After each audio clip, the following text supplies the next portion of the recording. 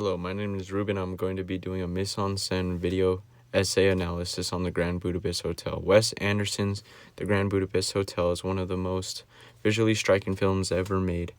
Every frame feels like a painting, symmetrical, colorful, and perfectly composed. But beneath that beauty lies a deeper meaning. Anderson's signature mise-en-scène, his careful use of color, symmetry, lighting, and design, does more than create a unique style. It becomes the film's language for expressing ideas about memory, civilization, and change.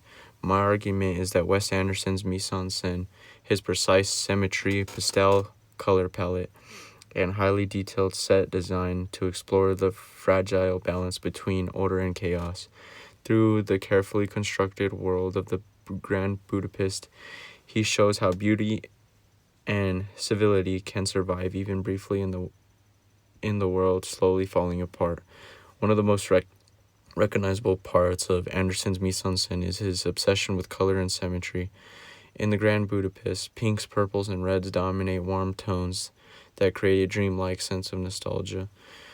At around 12 minutes in, the camera centers Gustav in the lobby using warm light and perfect symmetry to represent control and elegance. By 45 minutes, the harmony collapses. The lighting becomes dim and gray, symbolizing how beauty fades under pressure. In the final scene, at 1 hour and 37 minutes, Anderson's muted palette of flat lighting closes the story of the hotel's beauty has just becoming memory.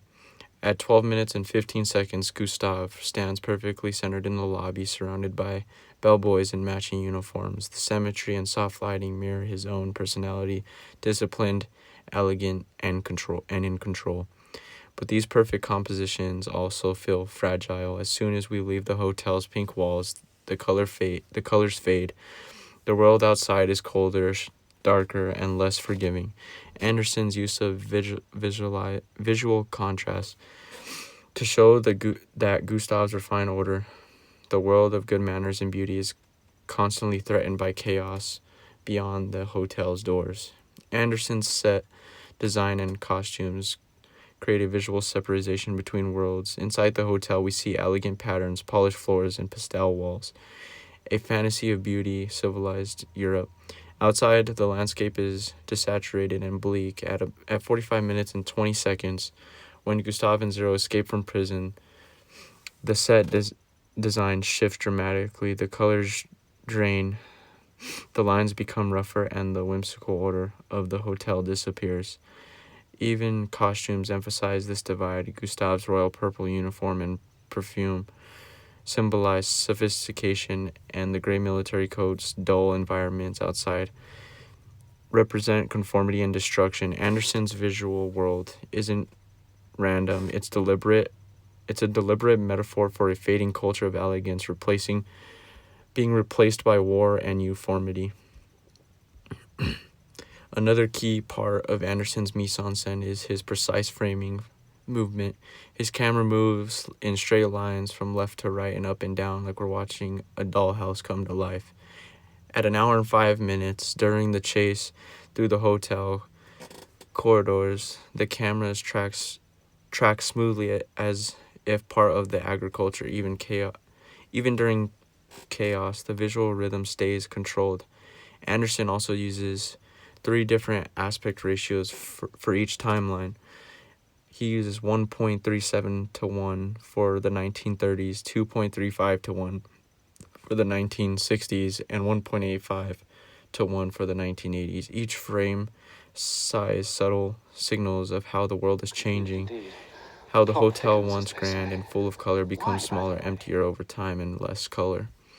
The shrinking frames symbolize how beauty and order have faded, replaced by nostalgia and loss.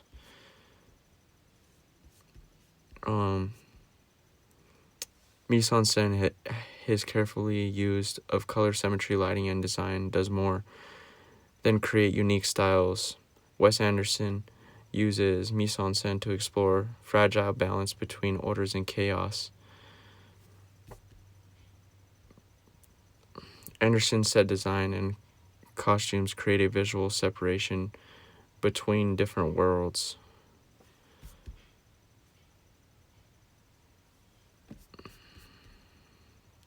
In the Grand Budapest Hotel, Wes Anderson's mise en scène is more than just aesthetic. It's storytelling through design, through color, framing, and composition. He builds a world that's both beautiful and fragile, where elegance becomes an act of resistance. The hotel itself stands as a metaphor of culture and memory, where one started as a bright colored place full of joy and everything seems so right, to a dark place, a place where beauty can still exist even as the rest of the world is falling into decay. Anderson's film reminds us that art, manners, and imagination are what makes humanity worth persevering, even when everything else is crumbling.